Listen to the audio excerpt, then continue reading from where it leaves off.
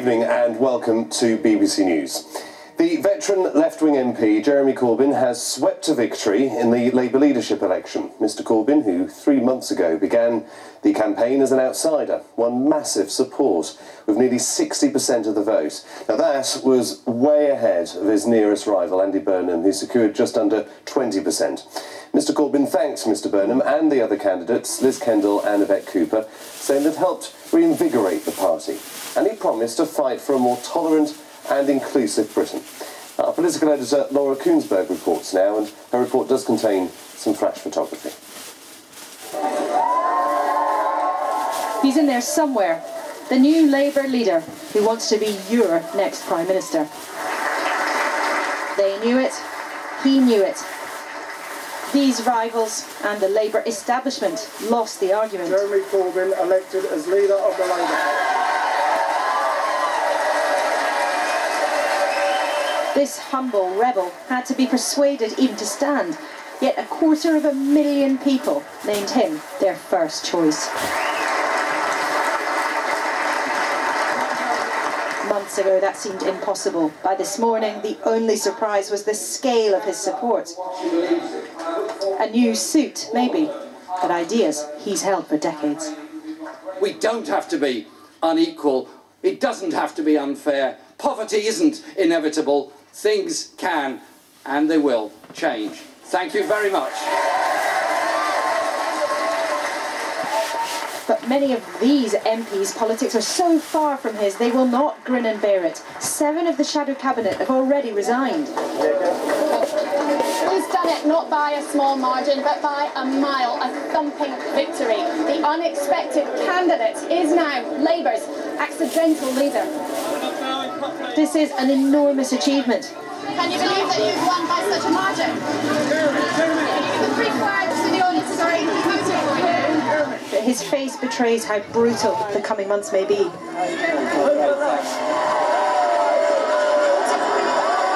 But tonight, euphoria. These are his people. Nearly 100,000 of them signed up just to back him. A new audience for the ideas of old Labour. And some of today's biggest smiles were from vintage faces. He told me he hadn't been so happy in years. People are sick and tired of the last 30 years in which ordinary people got left behind while the bankers made a fortune. What do you make of the scale of the result, Ken? Just stunning. No one could have predicted. Oh, he will. With the majority like this, they'll have to. Oh, dear. Corbyn and his new deputy, Tom Watson, triumphed under new party rules. Ed Miliband's real legacy, perhaps. Labour in the hands of its supporters, not its MPs. Our party is a broad church, always has been, always will be, and the task of the leader is to reach all parts of that movement, and I believe that's what Jeremy should do. He could only have dreamt of this. Fantastic moment, fantastic mandate for change in Britain, fantastic enthusiasm for real democratic politics. It's a great day. For our party membership to be even bigger. It's already now become the largest membership ever in the history of the Labour Party. An overwhelming moment for his supporters. Overwhelming too for his wife. We walked together, we marched together down that road. But look who came to join the party. The most powerful union boss in the land, Len McCluskey. One of the first to embrace him on stage. This is unlike anything the Labour Party has seen for decades. You can't feel the passion, the faith, the joy of what they've achieved in this room. But can they ever persuade the whole nation they have the right answers? They are convinced these lyrics could become familiar again. The red flag, Labour's old song.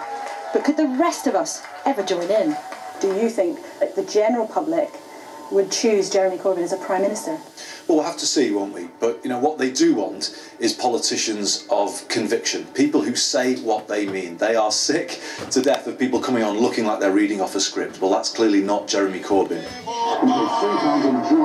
Away from the crowds, one cool Labour head told me it's unpredictable, exciting or fatal. Whether you think it's a glorious fantasy or a nightmare for Labour, it is now real. Laura Koonsberg, BBC News, Westminster.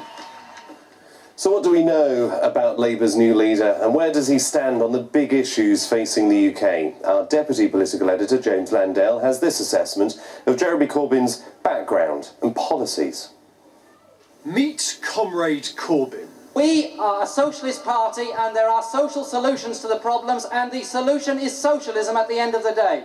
For more than 30 years, the MP for Islington North has perched on the left of Labour politics, opposing Britain's nuclear deterrent, associating with controversial causes and people, doggedly rebelling against his party more than 500 times, a man whose appearance has changed as little as his opinions. Is that the jumper that your mum made? Yes, it is.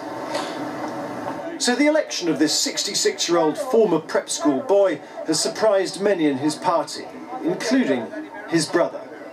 He's surprised to be in the situation he is now, but, you know, a month ago it was becoming clear that there's a hunger in the country for proper democracy, no more spin politics. And your parents, if they could see it, they would be totally over the moon. And those with whom he stood shoulder to shoulder for so many years, today repaid the favour. He's a friend of Ireland. He will be an outstanding leader of his party. So what are the policies of this left-wing leader? He opposes Conservative cuts to welfare and other spending. He wants to raise taxes on the rich and businesses. He'd renationalise the railways and big six energy companies.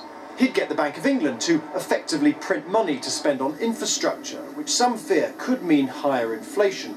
And he'd almost certainly order Labour MPs to oppose airstrikes over Syria. This election shows that Labour is now a serious risk to our national security, to our economic security, and to the security of your family. But with many Labour MPs also worried about his policies, Mr Corbyn's task now is to unite his party. Today, at least 7 MPs left the shadow cabinet. Many others are considering their futures.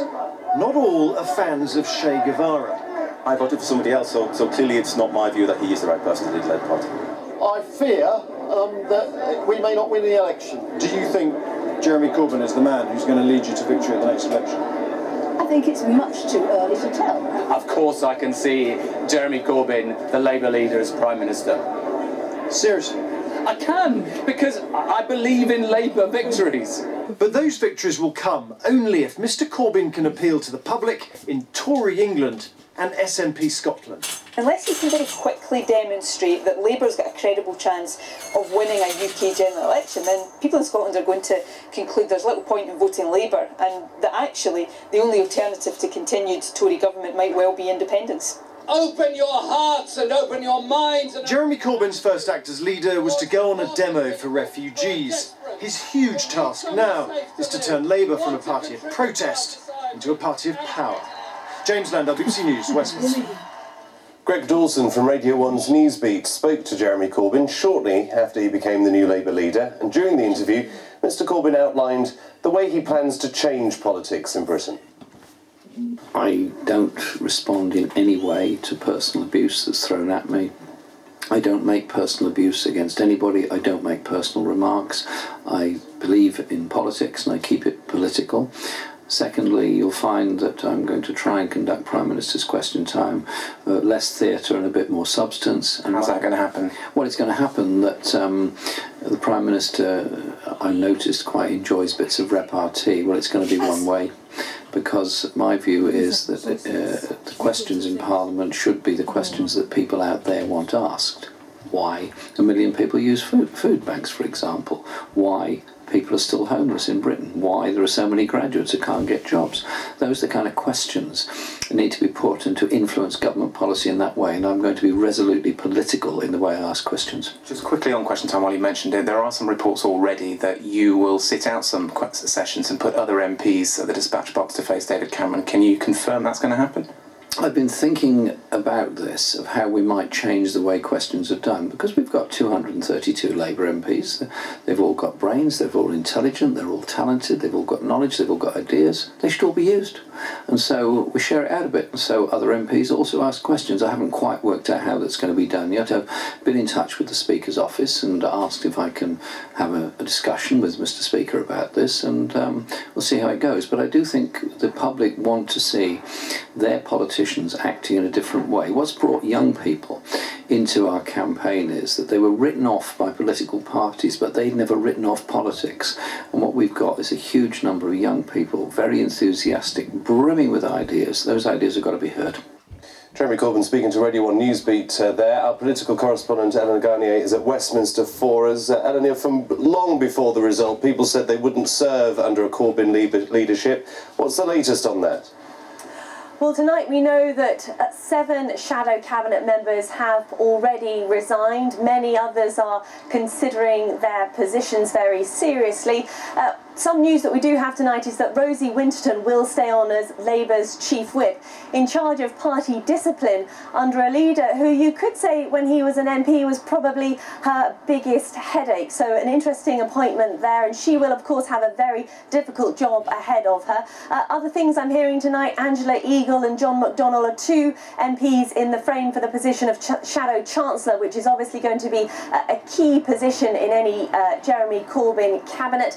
But big names that we've seen go, Yvette Cooper, the Shadow Home Secretary, Tristram Hunt, Shadow Education, also Rachel Reeves. So some big names leaving, and the questions are obviously who will replace them. I understand that we will start to hear names tomorrow, and we, I think, can expect the full Shadow Cabinet team to be announced by Monday. Now, one of the first names to come out who said he was leaving was that of Jamie Reid, an MP who actually announced his resignation while Jeremy Corbyn was still on the stage doing his acceptance speech. And what Jamie Reid said was that, yes, he acknowledged it had been a resounding victory, but he said Jeremy Corbyn just didn't, in his opinion, offer the vision that was needed to put Labour back in power in 2020. Was it you who turned off? As somebody who believes passionately in the Labour Party and Labour values and wants to put those values into practice, we have to do that in government.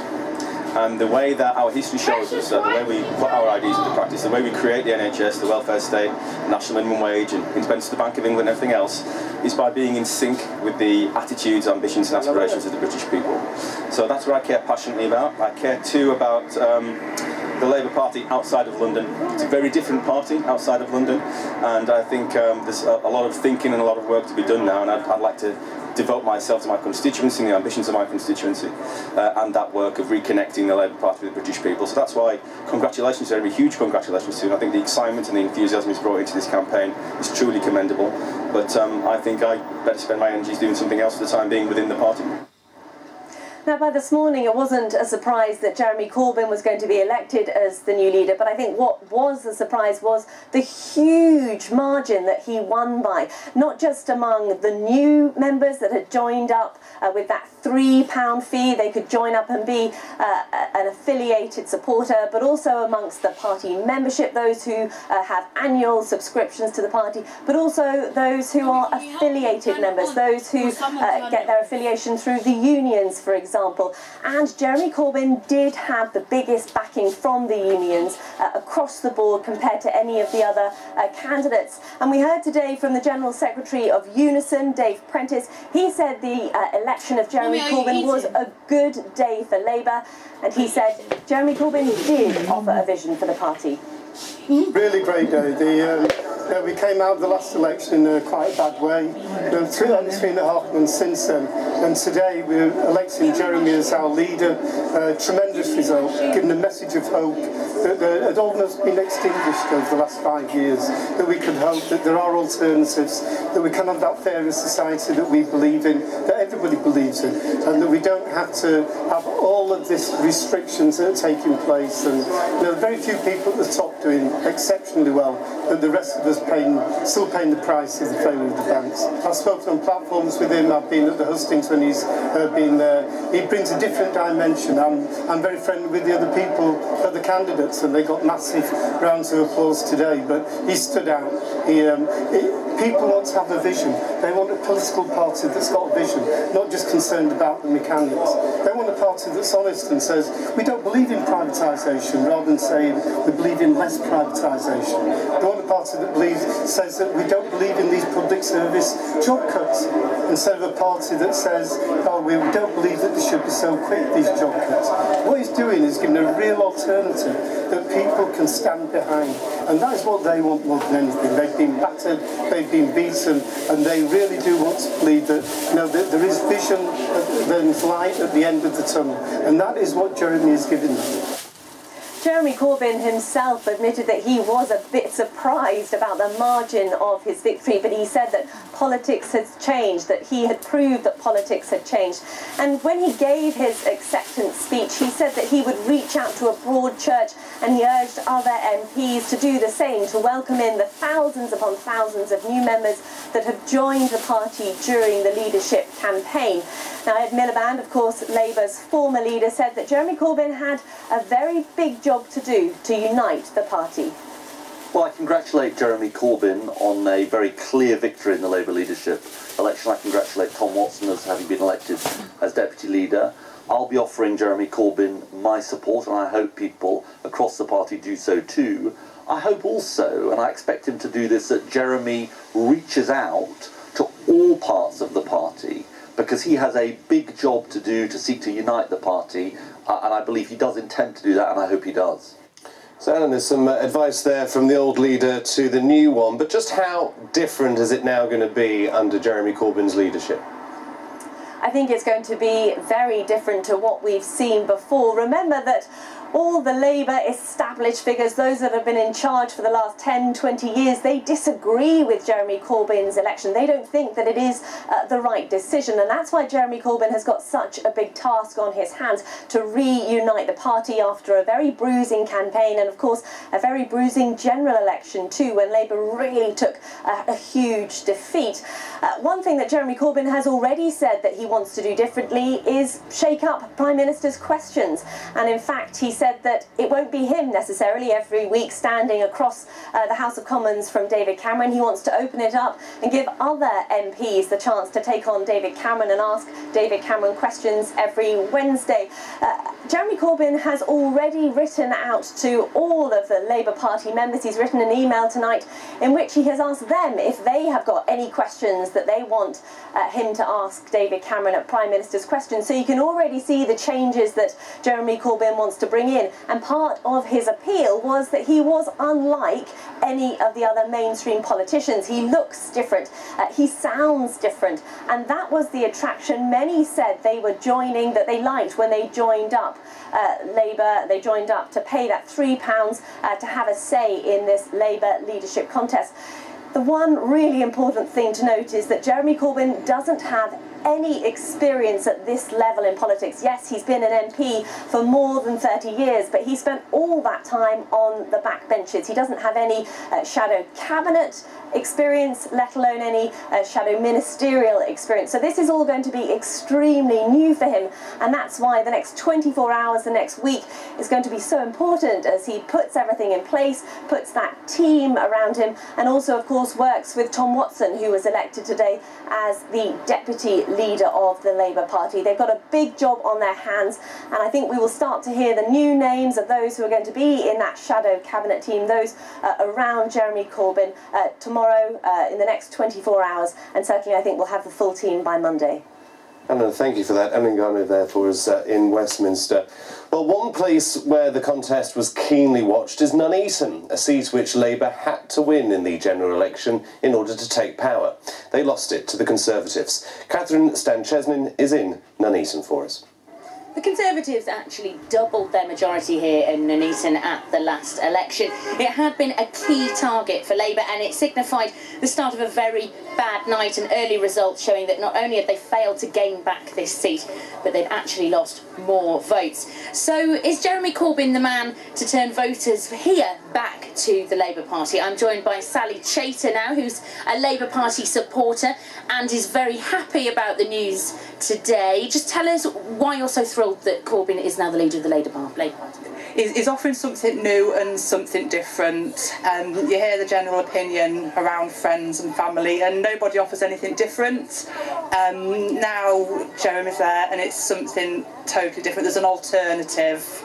Just give your reaction to that result, because it's an overwhelming victory. Were you surprised about that? Very surprised. I was really hoping he was going to win, but I couldn't see it by that much of a landslide. I thought it was going to be close, but I thought it would probably go to second vote choices. What about the fact that, you know, in a place like Nuneaton, the Labour Party has to win voters back from the Conservatives, really? Is Jeremy Corbyn able to do that? He's getting people interested again. People weren't talking. There's been more interest since he got nominated for the leadership than there were for the general election. So people are listening again. You hear, oh, they're all the same, that nobody offers anything different. Now there is another choice from Jeremy. And someone who's not quite as happy today, Labour councillor Phil Johnson. Now, you were backing Liz Kendall. Yes, I was. How are you feeling? Disappointed. Not surprised, because I think it was prefigured. I think the margin of victory is a big surprise, but he has a mandate now as leader of the party, so we'll see how he performs. It's not the mandate that you or a lot of senior Labour figures wanted, or MPs for that matter. Is the party likely to tear itself apart now? I don't think tear itself apart. I don't think the SDP type 80s thing is on the agenda.